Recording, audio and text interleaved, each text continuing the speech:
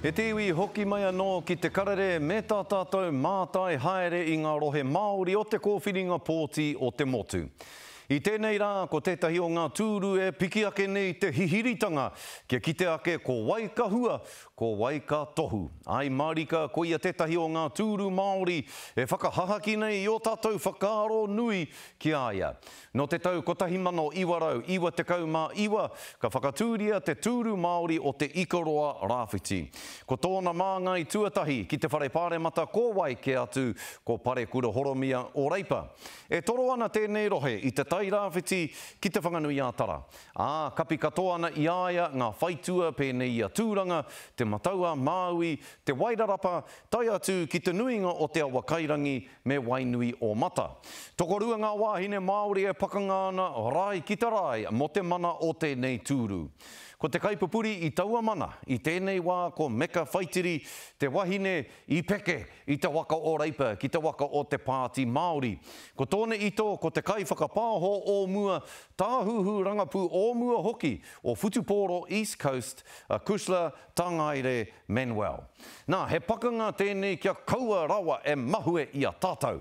I kōrero tā tātou kairi pōta a Aroha Chicha ki ngā wāhine tokorua nei i o rāua nā hapori ake. I a tātou e ngahunga atu nei ki te rā nui o te pōti, 2023.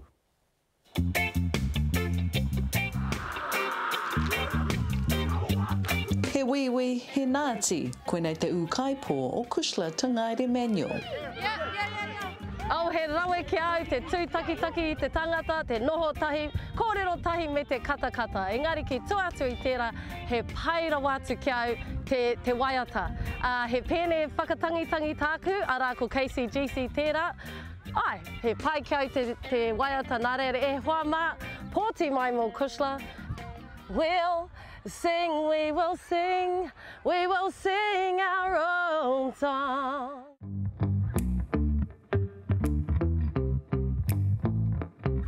O ti rā kāre he tawhiti ko te kāinga o MP Meka Whaitiri, kei manu tūke.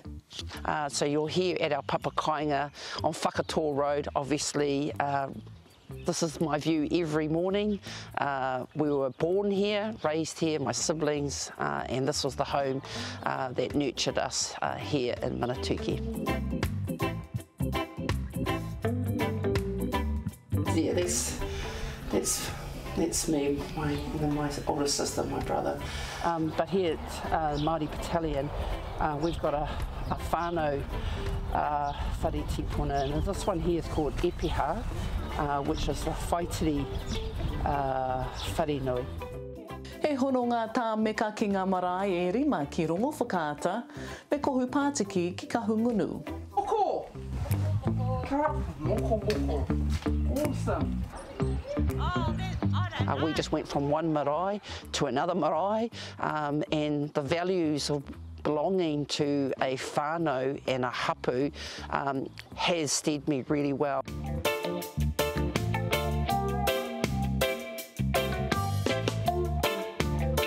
He hono ngā tō Kusla ki ngā marae o Hinepare me rāhui i tipu ake ia ki rangitukia. Ko oku mātua he pononga o te iwi, nā reira i tipu au i roto i aua whakaro, aua āhuatanga. Te kaunga taua meka e mauana i te tūru o Ikaroa Rāwhiti mo te pāti Reipa i Tauawa. So the one that really sticks out to me is Waipiro Bay School, getting that back to the original owners for $1. And that was when I was an opposition MP. I was fairly new, months into the job. But the other thing I'm really proud about is the overturning of Te Turu Whenua. They're very good for raw fish.